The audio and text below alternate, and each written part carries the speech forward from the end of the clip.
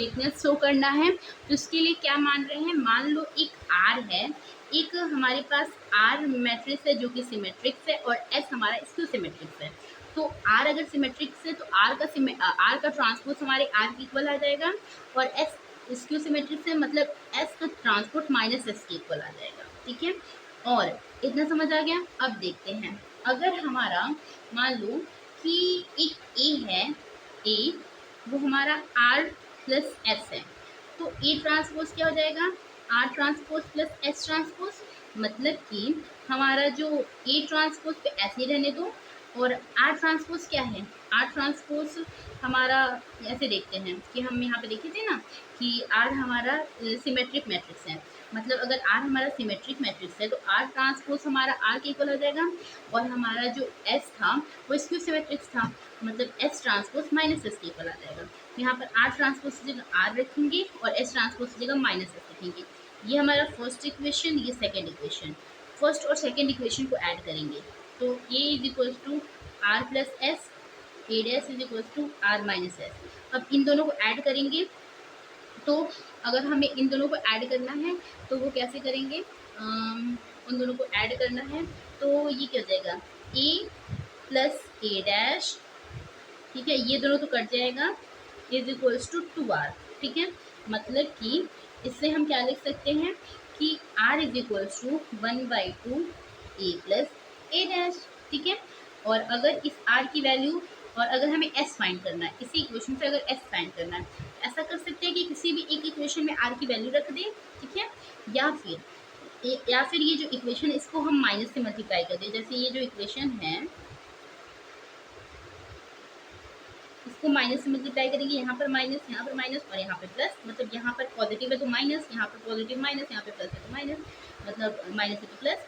फिर यहाँ से ये दोनों कट गया, नहीं ये कटा नहीं, सॉरी ये कटा नहीं, ये ए ट्रांसपोज है ना और यहाँ पे निगेटिव है तो ए ट्रांसपोज थोड़ी ना कटेगा, क्या हो जाएगा A minus A transpose is equal to, ये दोनों कट गया और ये क्या हो गया 2s, मतलब कि s की वैल्यू क्या हो जाएगी 1/2 ए माइनस ए ट्रांसपोज। ठीक है, अब यहाँ पर हमें किसकी वैल्यू आ गई, आर की वैल्यू आ गई, एस की वैल्यू आ गई, और हमारे तो आर की वैल्यू आ गई, एस की वैल्यू, और हम यहाँ पर लिखे, यहाँ पे जानते थे यहाँ पर। ठीक है, अब हम यहाँ से हम ये जानते थे कि हमारा जो ए है वो आर प्लस एस है, मतलब कि आर की वैल्यू और एस की वैल्यू जब हम रखेंगे इसमें तो हमारा ऐसा आ जाएगा कि A equals to R plus S है ना, तो आर की वैल्यू हमें क्या आई है यहाँ पे 1/2 ए प्लस ए ट्रांसपोज, फिर प्लस एस की वैल्यू क्या आई है 1/2 ए माइनस ए ट्रांसपोज, मतलब कि ये जो होता है ये इन दोनों का सम होता है और हमारा जो इन दोनों का जो सम होता है उस वो यूनिक होता है। ठीक है, अब हम कुछ ऐसे कुछ देखेंगे, कुछ नोट कर लीजिए, नोट करिए आप क्या, कि अगर ए एक सिमेट्रिक मैट्रिक्स है तो के ए भी सिमेट्रिक मैट्रिक्स होगा। ठीक है, कि अगर हमारा एक ए सिमेट्रिक मैट्रिक्स है तो के ए भी सिमेट्रिक मैट्रिक्स होगा। इसको कैसे प्रूव करेंगे, जैसे कि देखते हैं, अगर हमारा ए सिमेट्रिक मैट्रिक्स है तो के ए भी सिमेट्रिक मैट्रिक्स होगा, हम नए पेज पे इसको प्रूव करते हैं।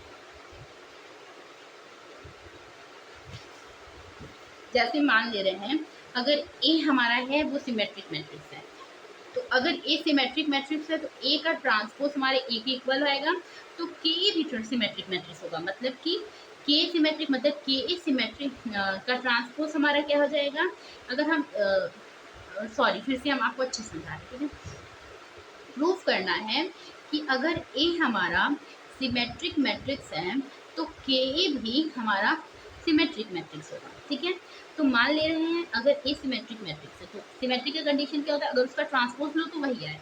ठीक है, तो ए ट्रांसपोज हमारे ए के इक्वल आ जाएगा, और अगर हम के ए का ट्रांसपोज लेंगे तो वो के ए ट्रांसपोज आ जाएगा, और ए ट्रांसपोज किसके इक्वल होता है, ए के, मतलब के आ जा रहा है, मतलब जब हम उसका ट्रांसपोज ले रहे हैं तो वो ओरिजिनल आ जा रहा है, तो यही ना स्क्यू सिमेट्रिक मैट्रिक्स की कंडीशन होती है, नहीं सॉरी वही ना सिमेट्रिक मैट्रिक्स की कंडीशन होती है। मतलब यही है कि जो अगर हमारा ए एक सिमेट्रिक मैट्रिक्स है तो के ए भी सिमेट्रिक मैट्रिक्स होगा। ठीक है, अब नेक्स्ट देख रहे हैं, अगर ए एक स्क्यू सिमेट्रिक मैट्रिक्स है तो के भी एक स्क्यू सिमेट्रिक मैट्रिक्स होगा। इसको कैसे प्रूव करेंगे, मान ले रहे हैं अगर ए एक स्क्यू सिमेट्रिक मैट्रिक्स है, मतलब ए का ट्रांसपोज ले रहे हैं तो वो माइनस ए ले रहा है आ रहा है, तो के भी एक स्क्यू सिमेट्रिक मैट्रिक्स होगा। तो हम अगर के ए का ट्रांसपोज लेंगे तो के बाहर निकला, ए ट्रांसपोज हो गया, ए ट्रांसपोज की वैल्यू क्या होती है माइनस के माइनस ए होता है, मतलब माइनस के ए, मतलब अगर हम के ए का ट्रांसपोज ले रहे हैं वो नेगेटिव ऑफ के आ रहा है, तो ये भी तो स्क्यू सिमेट्रिक मैट्रिक्स का कंडीशन होता है।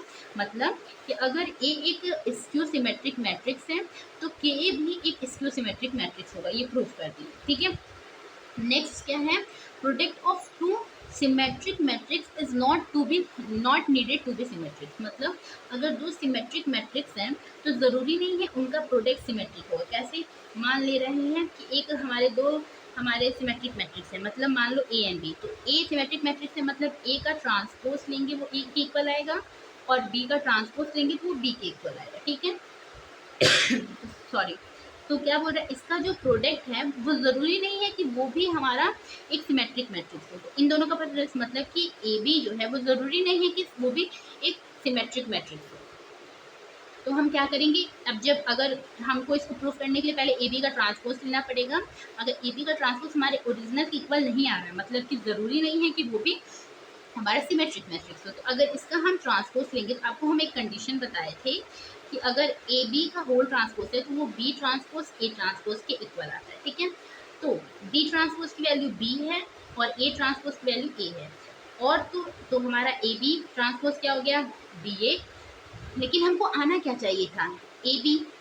अब ज़रूरी नहीं है कि ए बी हमारा हमेशा बी ए के इक्वल हो, इसीलिए ऐसा ज़रूरी नहीं है कि दो सिमेट्रिक मैट्रिक्स का जो प्रोडक्ट होता है वो भी सिमेट्रिक्स हो। ठीक है, ये हम प्रूफ कर दिए हैं। अब हम पढ़ेंगे ये वाला, मान ले रहे हैं कि ए बी एक सिमेट्रिक मैट्रिक्स है, और अगर हमारा ए बी बी ए के इक्वल है, तब हमारा जो एक ए बी अगर हमारा ए बी बी ए के इक्वल है, तब हमारे अगर इसके प्रोडक्ट का जो ट्रांसपोज है वो बी आ रहा है, मतलब उसका जो प्रोडक्ट है वो भी एक सिमेट्रिक मैट्रिक्स है। ठीक है, अगर हमारा ये दोनों इक्वल हुआ तब, लेकिन हमेशा ज़रूरी नहीं होता है कि ये दोनों इक्वल हो। अब नेक्स्ट हमें प्रूफ करना है कि प्रोडक्ट ऑफ दो two skew symmetric matrix is not skew symmetric matrix. मतलब कि अगर दो हम स्क्यू सिमेट्रिक मैट्रिक्स ले रहे हैं ए एंड बी, तो उनका प्रोडक्ट भी स्क्यू सिमेट्रिक मैट्रिक्स होगा, ऐसा नहीं है। तो जैसे अगर दो skew symmetric matrix A B लिए तो ए ट्रांसपोज हमारे माइनस ए के इक्वल आ जाएगा, बी ट्रांसपोज हमारे माइनस बी का। तो जब हम इनका प्रोडक्ट निकालेंगे, मतलब ए बी ट्रांसपोज का प्रोडक्ट निकालेंगे तो बी ट्रांसपोज ए ट्रांसपोज होता है। तो अब हमारा A B transpose equal to B transpose की वैल्यू क्या हो जाएगी, माइनस बी, और ए ट्रांसपोज की वैल्यू क्या हो जाएगी, माइनस ए। ठीक है, मतलब कि हमारी वैल्यू क्या हो जाएगी, बी ए। और ज़रूरी नहीं है कि बी ए हमेशा ए बी के इक्वल हो। ठीक है, ये बोल रहे हैं ना, ज़रूरी नहीं है कि बी ए हमेशा ए बी के इक्वल हो।